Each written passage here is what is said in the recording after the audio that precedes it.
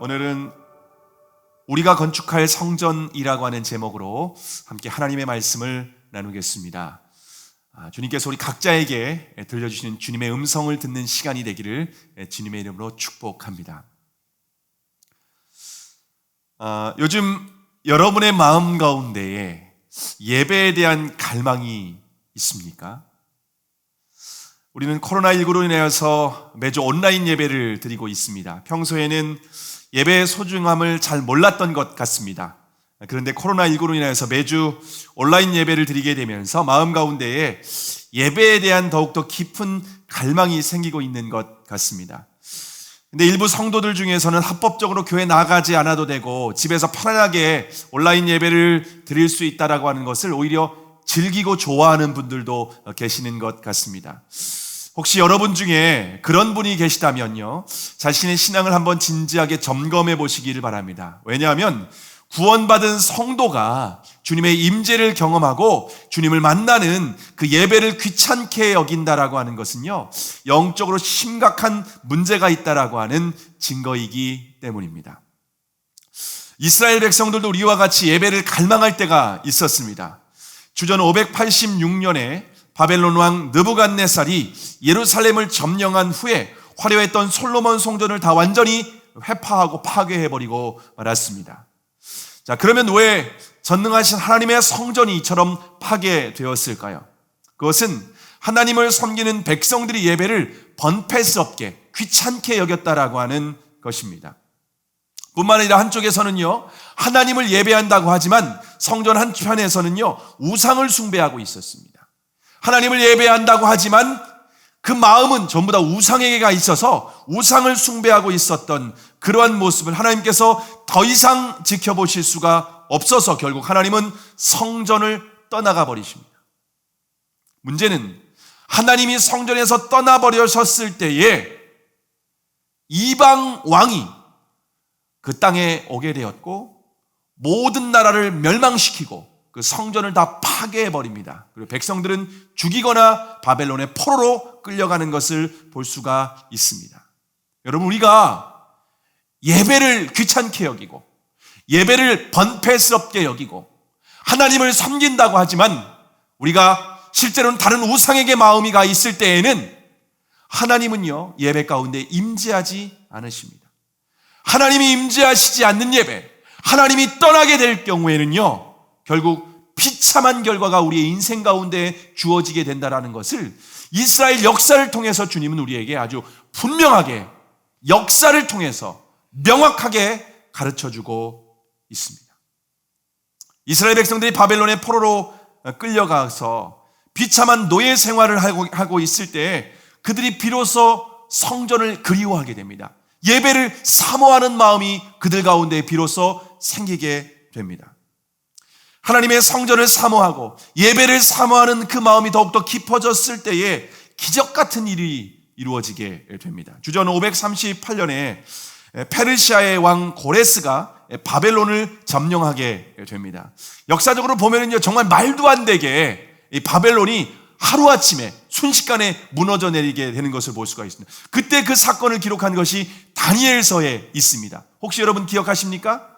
왕이 이렇게 좀 심심한 거예요. 그래서 예루살렘에서 가져온 온갖 이 성전에서 쓰였던 하나님을 예배하는 기구로 쓰였던 것들을 다 가져오라고 합니다. 그리고 거기에서 술판을 벌입니다.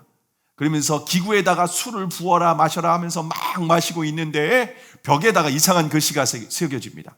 어떤 불꽃 같은 글씨가 새겨지는데 메네 메네 데겔 우바르신. 도대체 해석이 안 되는 겁니다. 도대체 무슨 뜻이냐? 무슨 뜻이냐? 그럴 때에 이 글을 읽을 수 있고 해석할 수 있는 사람이 있다라고 할 때 누구냐? 다니엘이다. 다니엘을 불러오라 라고 해서 이걸 해석합니다. 메네메네데겔 우바르신 제어보고 제어보니 함량 미달입니다. 그게 무슨 뜻이냐? 왕이 하나님의 저울에 볼 때에 왕이 함량 미달이라서 하나님께서 왕의 나라를 뺏어서 다른 사람에게 주겠다고 하십니다. 그날 밤 고레스가 이 바벨론을 점령하게 되고 모든 하루아침에 그 바벨론이 멸망하게 되는 정말 허무한 바벨론의 역사를 우리는 일반 역사를 통해서도 확인할 수가 있습니다. 자, 고레스가 바벨론을 점령한 후에 고레스는 유대인들을 고국으로 돌려보내는 고레스 칙령을 내리게 됩니다. 당시의 노예를 그런데 고국으로 돌려보낸다라고 하는 것은요, 상상도 할 수 없는 일입니다. 자기 땅에서 노예 생활하던 사람들이 어떻게 그냥 풀어줄 수가 있습니까? 여러분, 미국 같은 경우에도요, 노예 해방을 위해서 전쟁을 펼쳐야 됩니다. 있을 수 없는 일입니다. 그런데 하나님께서 고레스의 마음을 감동시키셔서 고레스가 바벨론에 있던 유대인들을 포로들을 싹 풀어주고요. 더욱 황당한 건요, 너희들이 돌아가서 하나님의 성전을 건축해라 라고 하는 명령을 내리는 것을 볼 수가 있습니다. 어떻게 이런 기적적인 일이 일어났을까요? 근데 예레미야서에 보면은요, 예레미야가 이미 예언을 합니다. 70년이 차면 너희들이 바벨론의 포로로 끌려갔다가 다시 귀환하게 될 거야. 다시 돌아오게 될 거야. 라고 하는 이미 예언을 다 했습니다. 하나님의 예언의 성취로 하나님께서는 고레스라고 하는 페르시아의 왕을 세우시고 그 역사 가운데에서 이방 왕을 통하여서 그들을 귀환시키시고 또 그들에게 성전을 세우라고 하는 명령을 내리는 것을 볼 수가 있습니다.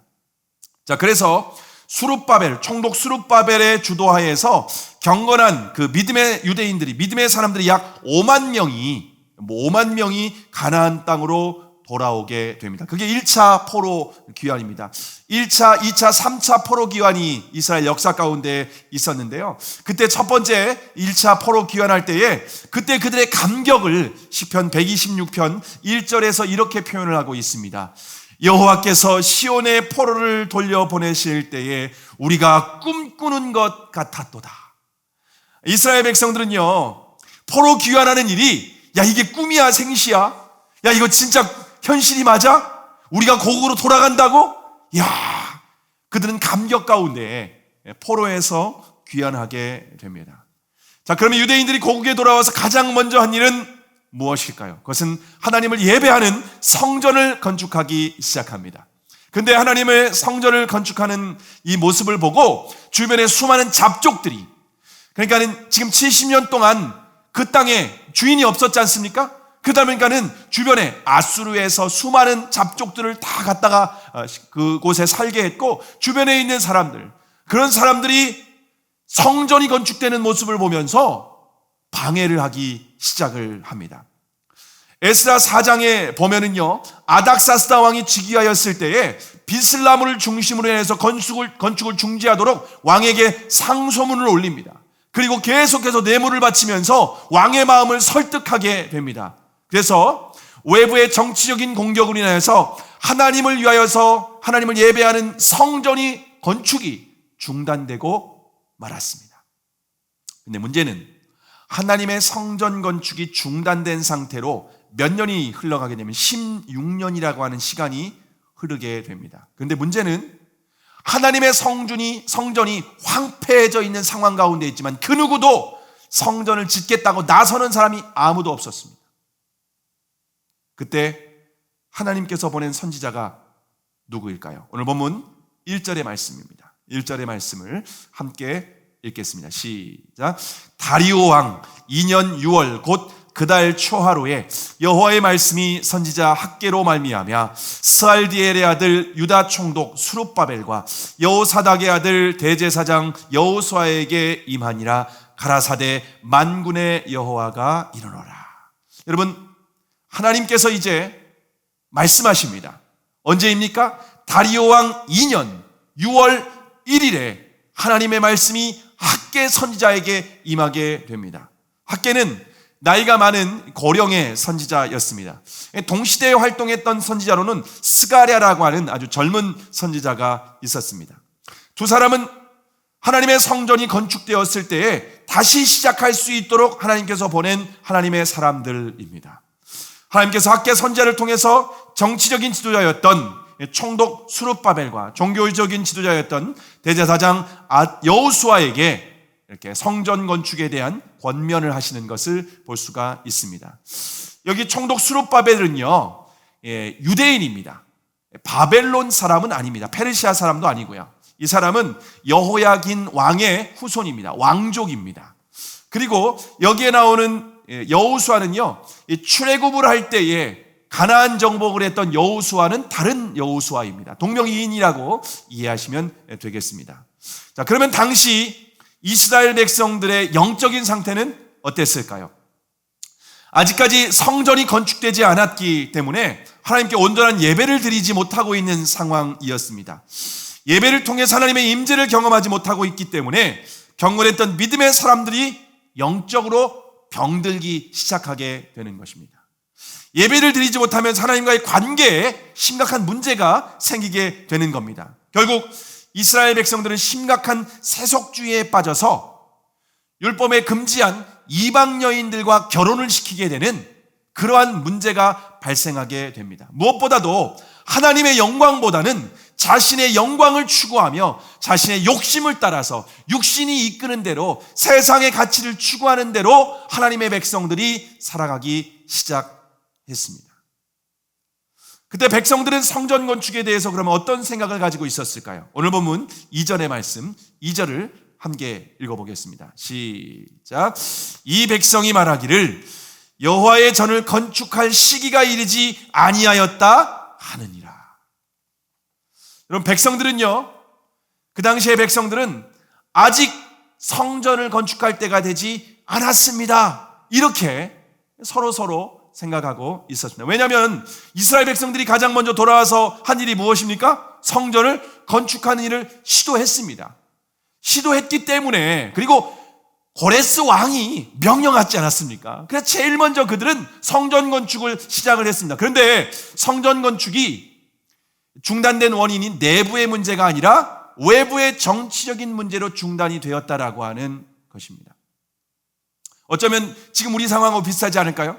지금 외부적인 어떤 코로나19로 인해서 우리가 온라인 예배로 대체를 하고 있고, 또 정치적으로도 교회가 예배를 드리지 못하도록 계속해서 이렇게 강하게 요구를 하고 있는 상황에 있습니다. 자, 그렇기 때문에 그들이 예배를, 성전 건축이 중단된 것은요, 충분한 명분이 있습니다. 그래서 이스라엘 백성들은 성전 건축은 아직까지 때가 되지 않았다라고 하는 결론을 내렸습니다. 이스라엘 백성들의 생각과 결정이요, 매우 합리적인 것 같습니다. 그렇지 않습니까? 그들이 시도했는데 외부적인 정치적인 문제로 인하여서 또다시 왕이 바뀐 상태에서 하지 말라고 하니까 어쩔 수 없지 않습니까? 저도 개척을 하는 과정 가운데 어려움이 있었습니다. 주님께서 교회를 개척하라고 하는 분명한 응답을 주셨습니다. 그래서 교회를 사임 의사를 밝히고 개척을 준비하기 시작을 했습니다. 어디에다 교회를 개척해야 됩니까? 라고 기도하는 가운데 주님께서 남양이라고 하는 응답을 주셨습니다. 그래서 남양에 개척할 수 있도록 장소를 알아봤는데 이미 하나님께서 이곳에 어떤 예비하신 그런 건물이 있었습니다. 근데 이제 교회를 사임하고 개척을 시작하려고 하는데 갑자기 건물에 들어올 수 없다라고 하는 통보를 받게 되었습니다. 갑자기 개척에 이렇게 문제가 생긴 거예요. 길이 딱 막히게 된 겁니다. 그러니까 정말 혼란스럽더라고요. 어떻게 해야 되지? 제가 개척 지역을 남양으로 응답받았는데 남양이 아닌가?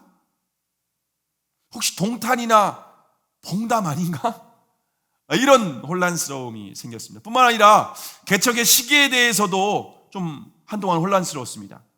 당시에 제가 중앙교회에서 5년째 사역을 하고 있었는데요, 1년만 더 사역을 하면은요, 중앙교회에서 안식년 제도가 있습니다. 6년 사역하면은 교회에서 안식년을 허락해주고 그 안식년 동안에는요, 사례비를 좀 지급을 합니다.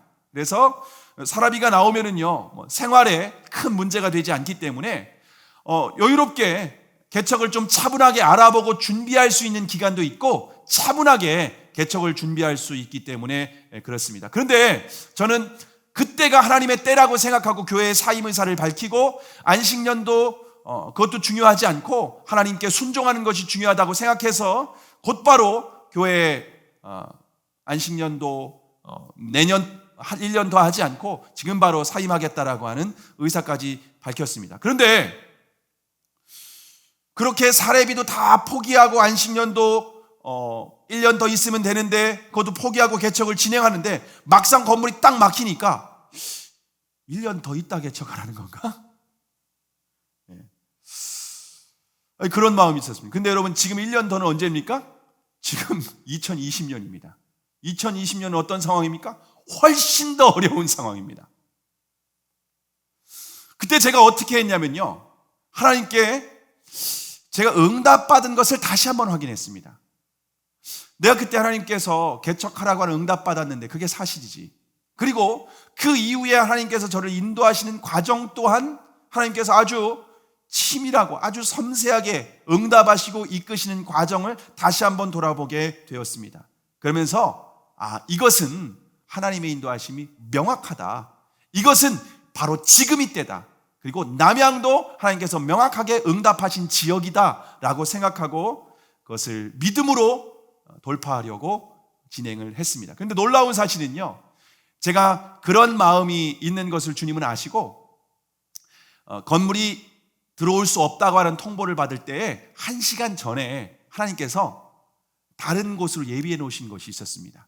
인테리어가 진행되면은 이제 병점에 있는 경기 유치원에서 좀 예배를 드릴 수 있는지 1시간 전에 교회 로비에서 한 권사님을 만나가지고 부탁을 드렸는데 그 권사님이 허락해 주셔가지고서 그러면 인테리어가 진행되는 동안 여기에서 그냥 예배를 드리십시오라고 해서 저는 그냥 그렇게 생각을 하고 허락까지 받은 상황입니다. 근데 건물이 딱 막히는 순간 하나님께서 우리를 유치원 강당에서 예배를 시작하라고 하는 사인으로 받아들이게 된 것이었습니다.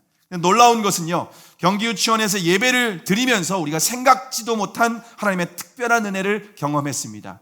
그곳에서 건물이 세워지기 전에 개척 멤버가 형성되기 시작을 했고요, 또 교회 건물일보다 더욱 중요한 영적인 공동체가 세워질 수 있는 은혜를 허락해 주셨습니다.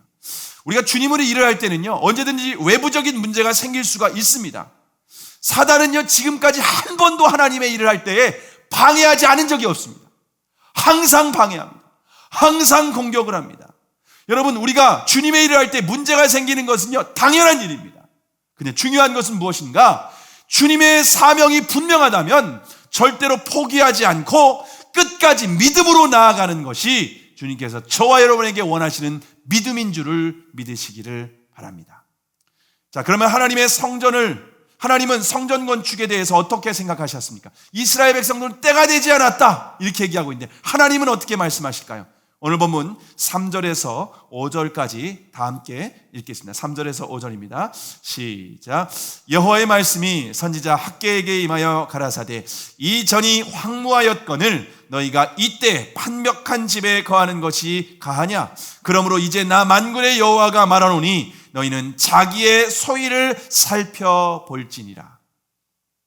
자, 이스라엘 백성들은 성전 건축을 중단할 만한 합당한 명분이 있었습니다. 그럼에도 불구하고 하나님은 합당하지 않다라고 말씀하십니다. 왜냐하면 하나님의 성전은 황무하게 되어 있을 그때 이스라엘 백성들은 어떻게 살고 있습니까? 이스라엘 백성은요, 판벽한 집에 살고 있었다라고 말하고 있습니다. 여러분, 판벽한 집이라고 하는 말은요, 두 가지 의미가 있는데요, 화려하다 그리고 완성되었다 이런 의미가 있습니다. 다시 말하면 하나님의 집은 황무한 상태였지만 자기 집은 화려하게 꾸미고 있었습니다. 하나님의 집은 건축이 중단되었지만 자기 집은 완벽하게 마무리된 상태였습니다. 여러분, 그러면 여기에서 매우 중요한 질문이 있습니다. 하나님의 집을 지을 때는 문제가 있었고 자기 집을 지을 때는 문제가 전혀 없었을까요? 여러분, 자기 집을 건축할 때도요, 문제는 한두 가지가 아닙니다. 제가 시골집에 집을 짓겠다고 아버님 어머님이 집을 좀 지었으면 좋겠다고 해서 알아보는데요, 건축을 진행하려고 하니까는요, 그 집이 문화재 유존 지역이라고 해서요, 문화재 유존 지역이라서 건축을 그냥 진행할 수가 없고 고고학자가 와서 거기에 문화재가 없는지를 확인하고 그 사람이 사인을 해줘야 그때 그 사람들이 통보를 해주면은 그때 건축 허가가 나오는 겁니다. 그리고 저희 시골집, 저희가 원래 살고 있던 집을 팔아 넘기려고 했는데 이게 그 옥천군청에 보니까 저희 그게 등기상에 없는 집이에요. 그 당시에 수기로 하는 과정에서 이걸 전산으로 옮기는 과정에서 누락이 된 겁니다. 그래서 팔지도 못하는 상황이 된 거예요. 여러분, 정말 저희 아버지가 건축 못하겠다, 그냥 포기해버리려고 하는 상황입니다. 문제가 한두 가지가 아닌 거예요. 그런데 그런 문제가 시청에 가서 민원을 넣고 당신들의 잘못이 아니냐, 전산에 옮겨지는 과정 가운데에서 당신들이 누락된 것을 그건 당신들이 해결해야 되는 게 아니냐, 그리고 청주로 이렇게 고고학자를, 여러분 주변에 고고학자 아십니까? 찾기가 어렵습니다. 인터넷으로 고고학자를 찾아가지고 고고학자를 불러다가 그 사람이 터파기 할 때 다 확인을 하고 그 사람이 사인까지 받고, 그래서 군청에다가 다시 넘기고, 그렇게 허락을 받고 굉장히 어려운 과정을 통해서 건축이 진행이 되었습니다. 우리가 어떤 일을 할 때에요, 어려운 일은 항상 있습니다. 우리 교회 지체 형제 자매 중에 최근에 학원을 오픈하는 형제 자매가 있습니다. 학원을 건축하는데 문제가 한두 가지가 아닙니다. 건물주가 칸막이를 이렇게 했는데 칸막이 평수가 다른 거예요. 그래서 칸막이 재공사를 하지 않나, 그리고 전기가 없어서 여포실에 끌어와서 전기 공사를 해야 되는 상황이고, 또 오픈을 준비해야 되는데 코로나19로 인해서 학원 오픈할 수 없는 그런 환경과 상황입니다. 그리고 서류를 또 이제 허가 서류를 내는데 그 건물이 학원 용도 변경이 안 돼 가지고서 또 안 된다는 겁니다. 계속해서 문제가 발생하는 겁니다.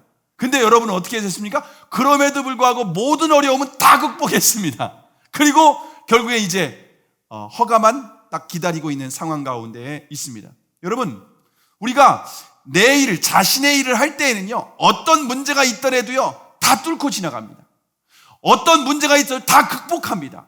시간이 없으면 밤을 새워서라도 합니다. 돈이 없으면 은행에 융자를 내서라도 합니다. 정치적인 문제가 있으면요, 청와대에 민원을 올리든지 시청에 어떤 민원을 해서라도 반드시 문제를 해결하고 자신의 일은 완성을 한다는 것입니다. 근데 이스라엘 백성들은 어떻습니까? 그래서 하나님께서 이스라엘 백성들에게 너희는 자기의 소위를 한번 살펴봐라. 너희들은 어떻게 하는지 한번 살펴봐라. 하나님의 일을 한다고 어려움을 겪는다고 외부의 정치적인 문제에서 중단했는데, 그럼 너희 일은 어떻게 하냐? 너희가 걸어온 일을 한번 잘 살펴봐라. 너희는 중단이 없는데 왜 하나님의 일을 하는 데는 조그만 문제가 있어도 중단하고, 할 수 없어요, 문제예요, 때가 아니에요, 핑계거리만 찾느냐? 하나님께서 그들에게 이 문제를 지적하고 계시는 겁니다. 결국 이스라엘 백성들의 문제는 정치적인 문제가 아닙니다. 외적인 문제가 아닙니다. 내적인 마음의 문제가 있다라고 하는 것입니다. 그들이 하나님의 일을 할 때 어려우니까 포기하게 된 겁니다. 왜? 마음이 없기 때문에. 중심이 하나님을 향한 마음이 식어버렸기 때문에 그렇습니다. 하나님은 이스라엘 백성들의 우선순위가 잘못됐다. 너희들의 마음이 중심 잘못되었다. 너희들의 마음이 하나님을 향한 그 마음이 식어버렸다. 주님이 이것을 주님께서는 지적하고 계시는 문제입니다. 자, 그러면 우선순위가 바뀐 삶에 어떤 열매가 있었습니까? 오늘 보면 6절에서 7절의 말씀 함께 읽어볼까요? 시작. 너희가 많이 뿌릴지라도 수입이 적으며, 먹을지라도 배부르지 못하며, 마실지라도 흡족하지 못하며, 입어도 따뜻하지 못하며, 일꾼이 싹쓸 받아도 그것을 구멍 뚫어진 전대에 넣음이 되느니라. 나 만군의 여호와가 말하노니 너희는 자기의 소위를 살펴볼지니라. 이스라엘 백성들이 자신을 위해서는 열심히 살았습니다. 열심히 땀 흘리고 수고하고 씨를 뿌렸습니다. 근데 오히려 수입은 적었다는 것입니다. 주변에 맛집을 찾아다니면서 맛집은 찾아다니고 비싼 음식, 좋은 음식 다 먹어봤습니다. 근데 배가 부르는 것도 아니고 오히려 영적인 그 갈급함은 더 심해지는 것입니다. 명품 옷도 걸쳐보고 비싼 명품 가방도 다 들고 다녀봤지만요, 만족이 없는 겁니다. 따뜻하지도 않은 거예요. 열심히 돈을 모아서 투자를 했습니다. 근데 하루아침에 다 날려버렸습니다. 우리의 삶의 우선순위가 바뀌면 결국 우리의 삶에 아무런 열매가 없다는 것을 주님께서 우리에게 말씀하고 계십니다. 참된 만족과 기쁨이 없습니다. 오히려 마음에 공허함만 더해질 뿐이라고 주님께서는 우리에게 가르쳐주고 계십니다. 자, 그러면 도대체 왜 열매가 없을까요? 왜 이런 아무리 열매도 맺혀지지 않을 것일까요? 오늘 본문 9절에서 11절 말씀 함께 읽어볼까요? 시작. 너희가 많은 것을 받았으나 도리어 적었고 너희가 그것을 집으로 가져갔으나 내가 불어버렸느니라. 나 만군의 여호와가 말하노라. 이것이 무슨 연고뇨? 내 집은 황무하였을 때 너희는 각각 자기 집에 빨랐음이니라. 그러므로 너희로 인하여 하늘은 이슬을 그쳤고 땅은 산물을 그쳤으며 내가 한재를 불러 이 땅에 산에 곡물에 새 포도주에 기름에 땅의 모든 소산에 사람에게 육축에게 손으로 수고하는 모든 일에 임하게 하였느니라. 열심히 수고하고 땀을 흘려 보았습니다. 하나님이 후 하고 불어버렸다는 것입니다. 하나님이 후 하고 버리는 순간 하늘의 이슬은 그쳐지게 됩니다. 비도 그쳐지게 됩니다. 마치 엘리야 시대에 황무하게 되었던 것처럼 그들은 열매 맺을 수 없게 되는 것입니다. 근데 농산물만 그런 것이 아닙니다. 모든 영역에 사람에게도 육축에게도 손으로 하는 모든 일에 하나님께서 기근을 보내셨다라고 말씀을 하고 있습니다.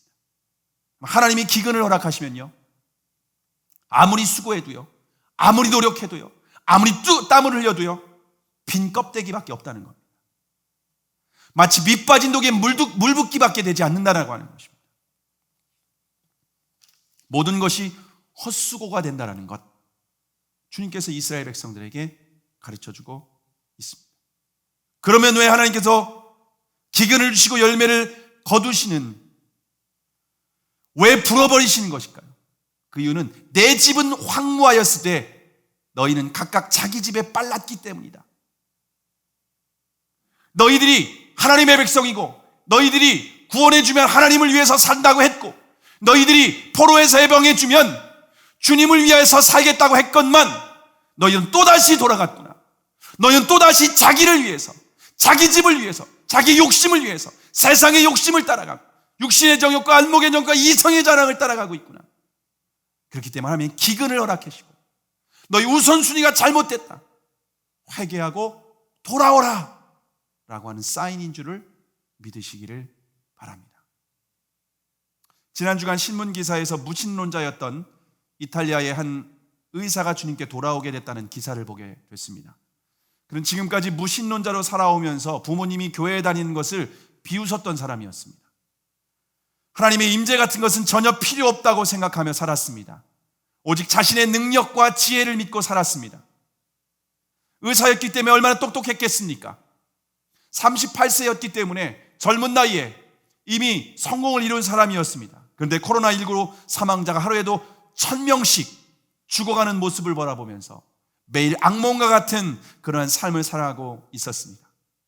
그런 상황 가운데 의사들이 할 수 있는 일은 누가 살고 누가 죽을지 그냥 라벨을 붙이는 게 의사가 하는 일이 전부였다는 것입니다. 그런데 얼마 전에 75세의 한 목사님이 코로나19에 감염되어서 병원에 입원하게 되었습니다. 그 목사님은 호흡기에 심각한 문제가 있었음에도 불구하고 손에는 성경을 가지고 계셨습니다. 그리고 목사님은 주변에 죽어가는 환자들의 손을 잡아줄 뿐만 아니라 그들에게 계속해서 성경을 읽어 주었습니다.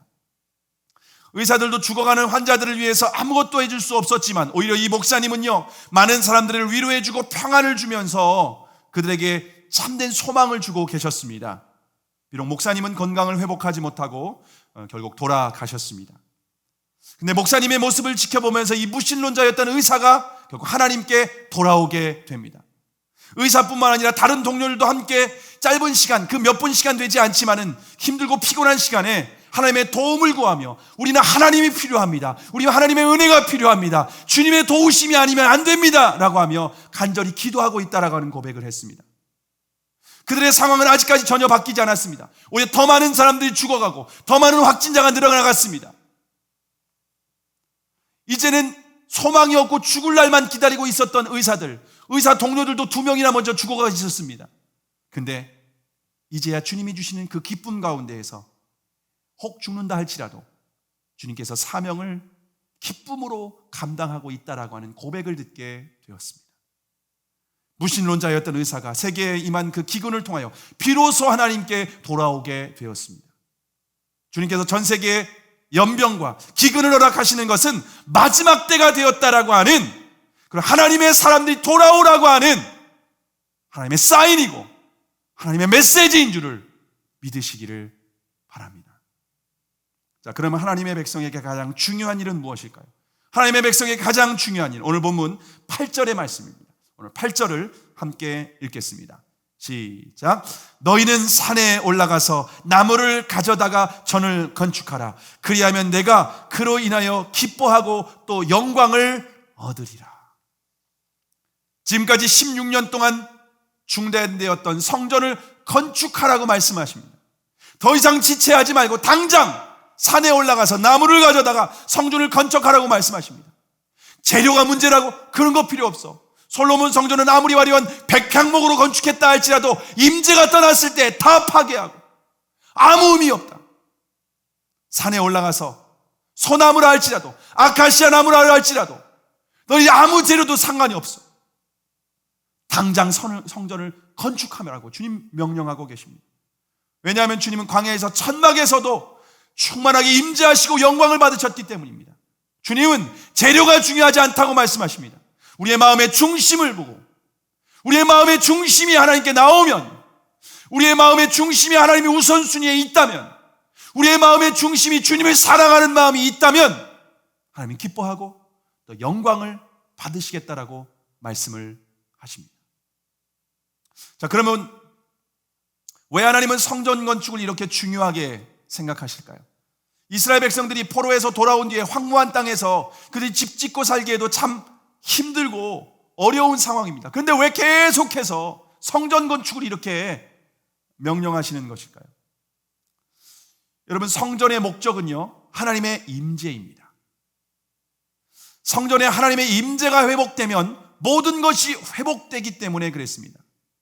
다윗 시대에 비록 천막에 거하셨지만 예배가 회복되고 하나님의 임재가 충만할 때 이스라엘은 가장 강력한 국가가 되었습니다.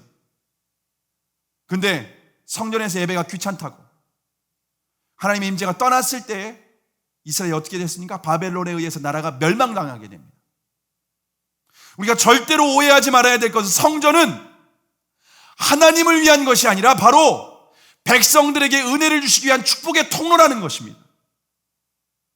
성전은 광야와 같은 이 세상에 생수를 공급받는 오아시스와 같은 곳입니다. 성전은 모든 것을 살리고 회복하는 생명의 근원입니다.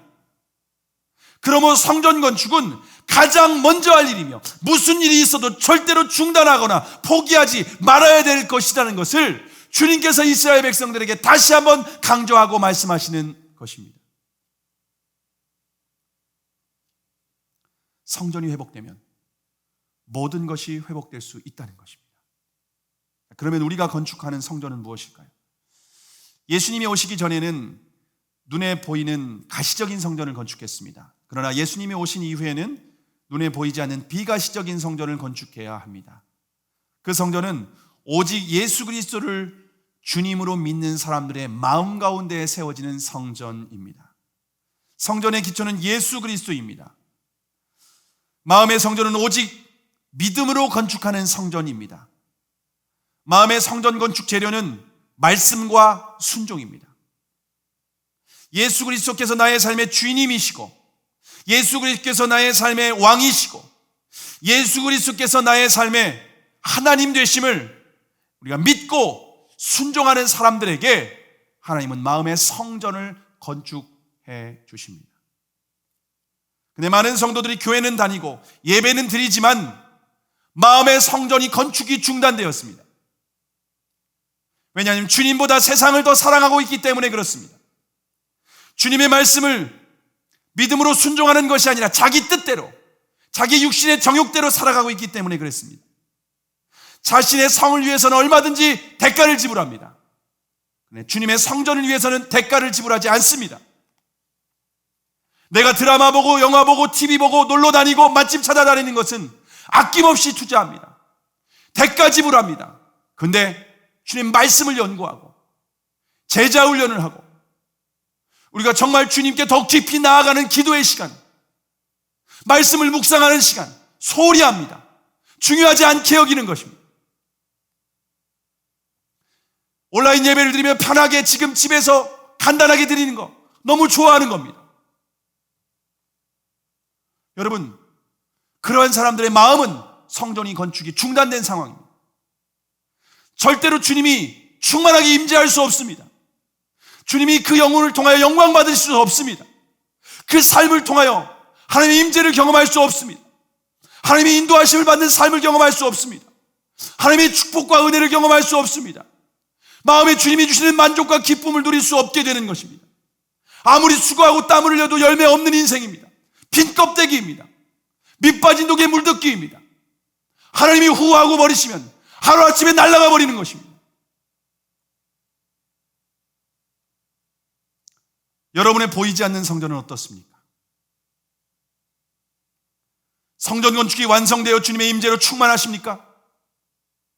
주님께서 공급하시는 풍성한 은혜와 기쁨을 누리며 살아가고 계십니까?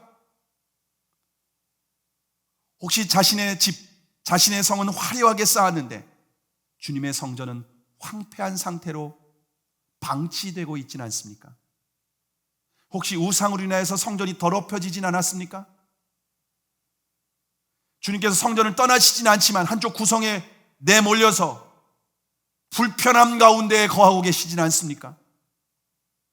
저와 여러분의 삶의 우선순위를 돌아보시길 바랍니다.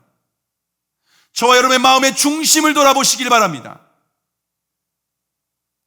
우리가 코로나19로 인해서 사회적 거리두기는 할지라도 주님과의 관계, 내 마음의 중심 가운데 마음을 다하고 목숨을 다하고 뜻을 다하여 하나님을 향한 이 사랑의 마음은 절대로 식어지거나 절대로 주님과의 관계가 멀어지면 안 된다라고 하는 것, 저 여러분이 분명히 기억하시기를 바랍니다. 어쩌면 이 코로나19 이 시간이 우리의 마음을 확인하고자 하는, 진짜 우리가 주님을 사랑하는지, 진짜 우리가 주님을 믿고 있는지, 진짜 주님이 우리의 삶의 우선순위가 되는지를 확인하는 시간이 아닐까요? 이 시간을 통하여 우리가 정말 마음의 성전을 다시 건축하고 마음의 중심 가운데 주님만이 임재하시고, 주님이 임재하실 때 우리의 삶의 모든 것이 회복되는 그 은혜를 경험하는 저와 여러분의 얘기를 주님의 이름으로 축복합니다. 기도하시겠습니다.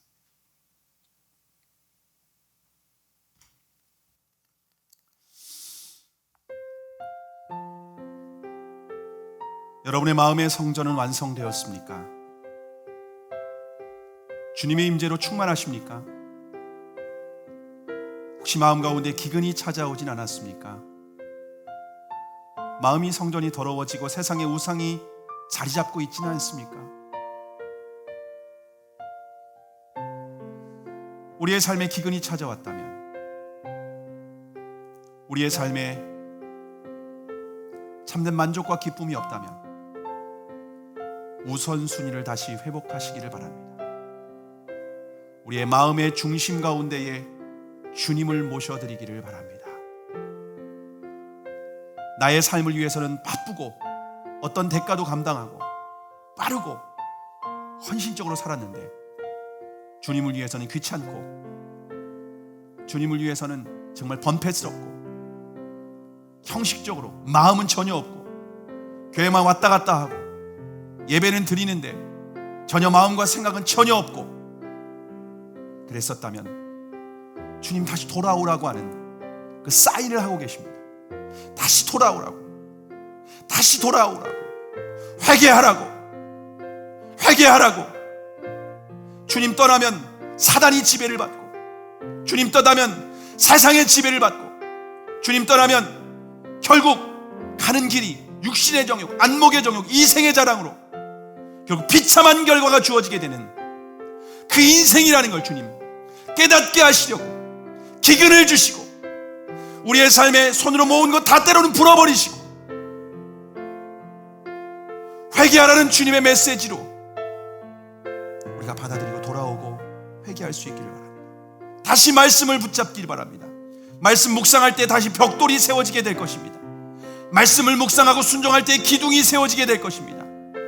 문짝이 세워져서 주님이 임재하시고 들어오시게 될 것입니다.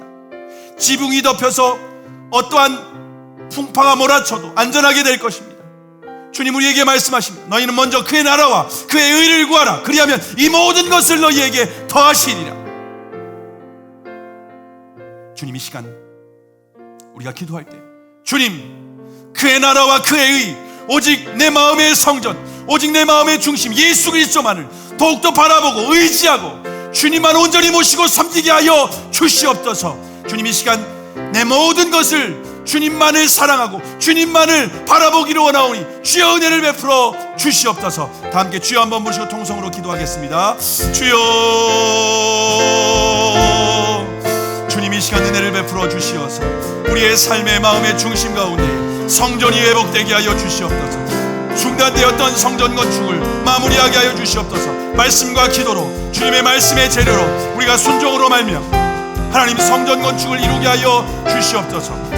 마음의 중심 가운데 예수님이 자리 잡고 마음의 중심 가운데 주님이 주인 되시고 마음의 중심 가운데 주님이 왕 되시고 마음의 중심 가운데 오직 주님만 영광 받으시는 그러한 삶이 될 수 있도록 주여 역사하여 주시옵시고 주여 은혜를 베풀어 주시옵소서. 먼저 그의 나라와 그의 의를 구하며 나아갈 때에 모든 것을 더하시는 주님의 은혜를 우리가 경험하며 우리가 살아갈 수 있게 하여 주시옵소서. 광야와 같은 이 세상 가운데에 오아시스와 같은 삶이 될 수 있도록 주님 은혜를 베풀어 주시옵소서. 생명의 근원이신 주님을 붙잡게 하여 주시옵시고 주님, 우리가 더 이상 헛수고하는 어리석은 인생이 아니라 주님으로 말미암아 풍성한 은혜가 회복되는 그런 거룩한 삶을 살 수 있도록 주여 역사하여 주시옵시고 주여 은혜를 베풀어 주시옵소서. 이 시간 한 번 더 기도하기 원합니다. 지금 전 세계는 코로나19로 인해서 모든 영역에 기근이 임했습니다. 인간의 지혜와 능력으로 해결할 수 없는 한계 상황에 이르렀습니다. 인간의 무기력함 앞에서 많은 사람들이 다시 하나님 앞에 돌아올 수 있기를 바랍니다. 무신론자였던 그 의사가 이제 하나님이 필요합니다. 우리는 하나님이 필요합니다. 우리나라는 하나님이 필요합니다. 전 세계가 하나님이 필요합니다. 내 가정 가운데 하나님이 필요합니다. 내 인생 가운데 하나님이 필요합니다. 주여, 주님 앞에 돌아오기 원합니다. 주여, 우리 교만함을 내려놓고 주님 앞에 돌아오게 하여 주시옵소서. 다 함께 주여 한번 부르시고 통성으로 기도하겠습니다. 주여, 전능하신 아버지 하나님, 지금 전 세계가 코로나19로 인하여서 어려움과 기근과 혼란과 위기 가운데 있습니다. 우리 인간의 그동안 과학 문명의 발달로 인간이 교만함 가운데 있었습니다. 하나님 없이도 된다고 생각했습니다. 하나님이 필요 없다고 생각했습니다. 우리의 신앙이 하나님 무가치해 보였고 어리석어 보였고 한심해 보였습니다. 그러나 주님, 우리가 이 위기 앞에서 코로나19 앞에서 우리가 인간의 무기력함을 알게 하여 주시옵소서. 눈에 보이지 않는 작은 바이러스로 인해서 우리가 얼마나 하나님 아버지 정말 나약한지, 얼마나 연약한지, 우리가 아무것도 할 수 없는 정말 무기력한 존재라고 하는 것을 다시 한번 깨닫게 하여 주시옵시고 우리가 절대적인 주님 앞에 다시 한번 겸손하게 은혜를 구하며 회개하고 주님 우선순위로 삶의 우선순위를 다시 바꾸고 우리의 삶을 돌아보고 달리회복할 수 있도록 주여 역사하여 주시옵시고 주여 함께하여 주시옵소서. 주께서 은혜를 베풀어 주시어서 하나님 아버지 하나님, 정말 우리가 다시 한번 돌아올 수 있는 기회가 될 수 있도록 주여 역사하여 주시옵시고 주여 함께하여 주시옵소서.